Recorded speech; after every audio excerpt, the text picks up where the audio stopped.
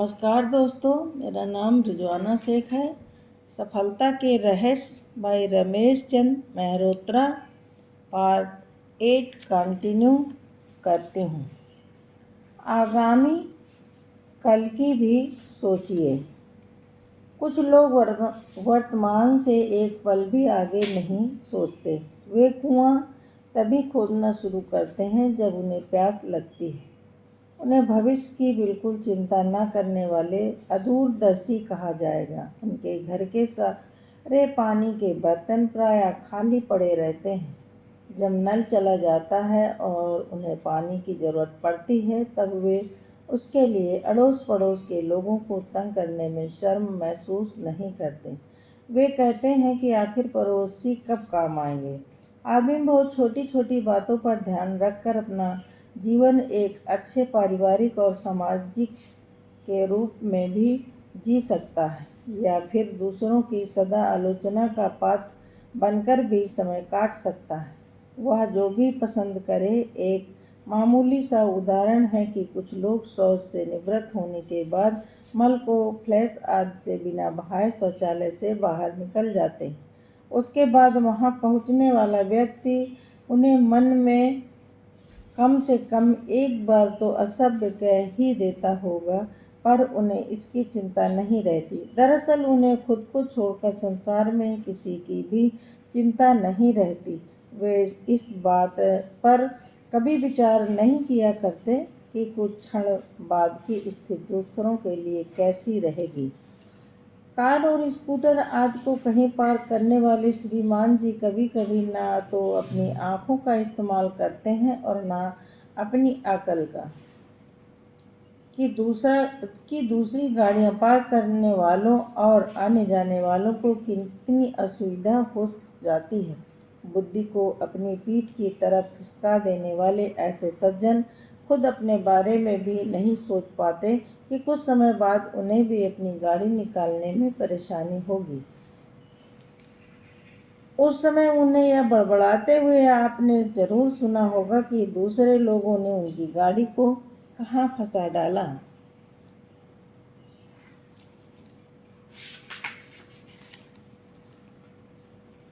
आगे की सहूलियत को ध्यान में रखकर एक साहब बाजार से वापस आने पर अपने घर के गैरेज में अपनी कार को बैक करके ही रखते हैं। जब भी बाद में कहीं जाना होगा, वे उस समय सीधे ही निकल जाएंगे।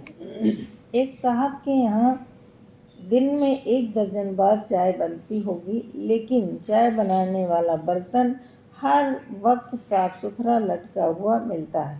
कारण यह है कि उस घर की श्रीमती हर बार चाय बन जाने के बाद उसी समय साफ कर डालती है। वे उसकी आगामी तात्कालिक आवश्यकता पड़ने की बात के साथ साथ यह भी समझती हैं कि उस समय बर्तन को जूठे बर्तनों में डाल देने से उस पर हुए जमाव आदि के सूख जाने के बाद में उसे मांजने में अधिक समय और श्रम लगेगा।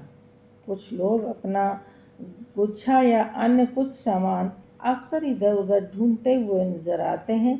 इसका कारण केवल यह है कि वे अपनी चीज़ों को सही जगह पर या सोच कर रखने की समझदारी नहीं दिखा पाते कि उनको उन चीज़ों की भविष्य में ज़रूरत पड़ेगी। घर हो या कार्यालय, चीज़ों को कूड़े के ढेर के समान रखने वाले व्यक्ति वर्तमान से एक पल भी आगे नहीं सोचने की बीमारी का शिकार होता है। ऐसे लोग आकस्मिक रूप से बिजली चली जाने के बाद या तो उस समय सिर्फ हल्ला मचाना जानते हैं, या कि मोमबत्ती कहाँ है, दियासलाई कहाँ है, या उन चीज़ों को ढूंढने के चक्कर में घर का कुछ सामान तोड़ बैठते हैं।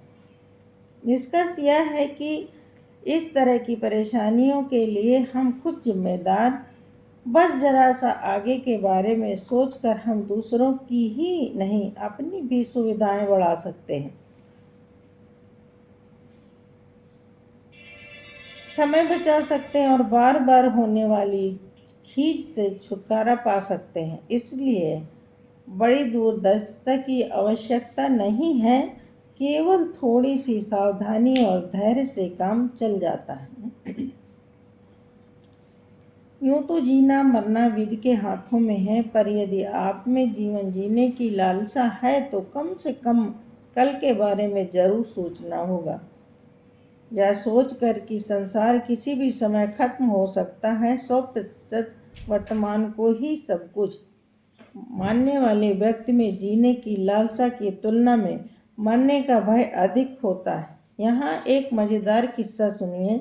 एक लड़का खाना खाते समय स्वयं को सबसे अच्छी लगने वाली चीज को सबसे पहले खत्म करता था और सबसे रद्दी लगने वाली चीज को सबसे बाद में खाता था। सामान्यतः इसका उल्टा होता है कि मुंह का जायका अच्छा बनाए रखने के नाम पर लोग अच्छे स्वाद वाली चीजों को सबसे बाद में खाते हैं।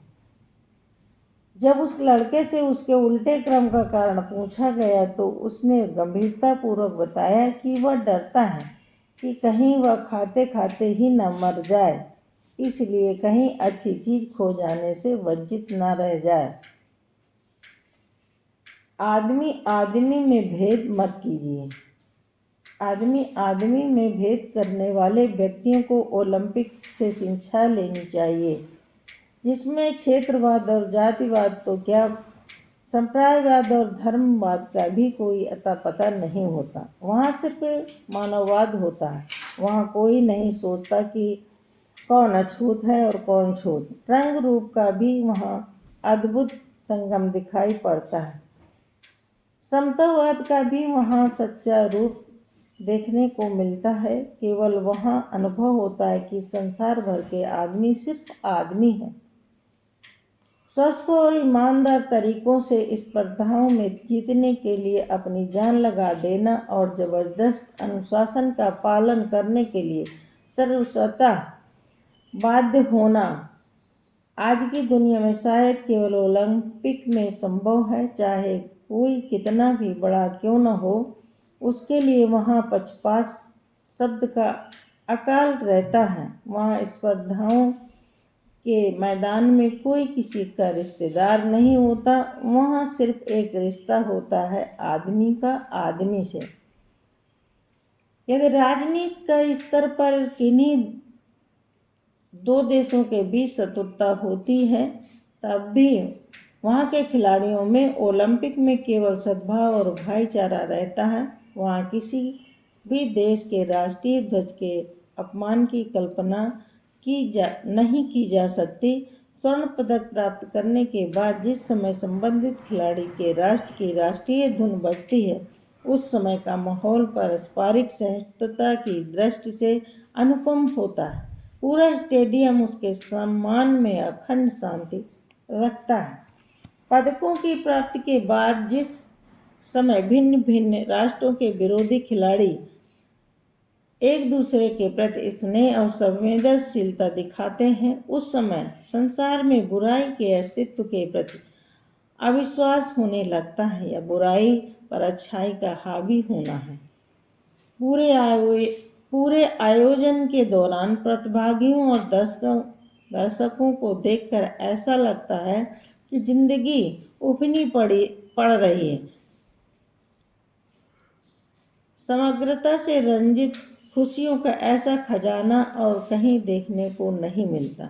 जहाँ अनेक बार खुशी के आंसुओं की बौछार होती देखकर फिर वही बात याद आती है कि आदमी कहीं का भी हो, किसी भी जाति का हो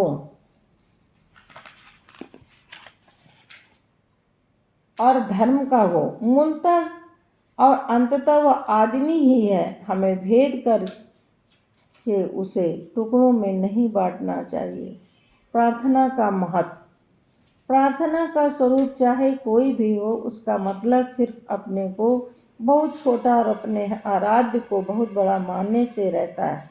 प्रार्थना के माध्यम से आदमी अपनी साकार या निराकार अर्चनीय सत्ता से सफलता को प्राप्त करने और असफलता को झेलने की ताकत इकट्ठी करता है। वह प्रार्थना करते समय महसूस करता है कि सर्वशक्तिमान का साया उसकी रक्षा कर रहा है। प्रार्थना एक और दुखी की त्राण स्थली है और दूसरी तरफ सुखों की चिरंतन आशा। गरीब लोग अपनी गरीबी के लिए सहारा प्रार्थना में ढूंढते हैं और रईस लोग अपनी रईसी बचाने और उसे बढ़ाने का रास्ता प्रार्थना में ढूंढते हैं। वे रईस जन्य व्याधियों से मुक्ति के लिए भी प्रार्थना का सहारा लेते हैं। प्रार्थना हर आस्थावान को संजीवनी देती है। प्रार्थना से अहंकार का क्षय होता है और स्वभाव में नम्रता पनपती है। उससे मन स्थिर होता है और मनोबल बढ़ता है, जिससे आत्मविश्वास में वृद्धि होती है। प्रार्थना उस विश्वास की अति को नियंत्रण में रखती है और आदमी को उसकी सीमाओं का अभ्यास कराती है। जो बड़े बड़े डॉक्टर भी ऑपरेशन करने के पूर्व परम पिता का स्मरण कर लेते हैं, उस समय उनके द्वारा की गई नमन प्रार्थना का उद्देश्य और लाभ यह होता है कि वे स्वयं को कर्ता धर्ता समझने की भूल नहीं करते, भले ही भौतिक रूप से वही सब कुछ करते हैं। कई खिलाड़ी खेल के मैदान में प्रवेश करते समय भूमि का स्पर्श करके हाथ को अपने माथे से लगाते हैं। उनका हृदय अप्रत्यक्ष रूप से विजय की याचना करता है। उन्हें विजय वस्तुतः व भूमि अपने हाथों से नहीं सौंपती, वे स्वयं ही उसे अपने सप्रयत्न से पाते हैं। लेकिन उस क्षण भर की प्रार्थना जैसी चीज से वे इच्छा शक्ति, निष्ठा, आत्मबल एवं गलती के प्रति भय और सावधानी आदि बहुत कुछ संचित कर लेते हैं। प्रार्थना के लिए उसके पूज्य प्रतीक, उसके स्थान, उसके विधि विधान और उसकी शब्दावली आज के हजारों प्रकार हो सकते हैं। उनके बारे में कितना भी रुचि भेद हो सकता है। कुछ लोगों के लिए बुद्धि विवेक ही अंतिम बिंदु होता है। प्रार्थना से मिलने वाले संतोष और सत्परिणाम के लिए एक बात में मतभेद नहीं हो सकता कि प्रार्थना में भाव सात्विक और भावना शुद्ध रहनी चाहिए। ऐसा होने से आदमी अधिकाधिक इच्छा हुए बिना नहीं रह सकता। वह सुख और शांति से जीना सीख जाता है कि जैसे उसकी इच्छा। धन्यवाद।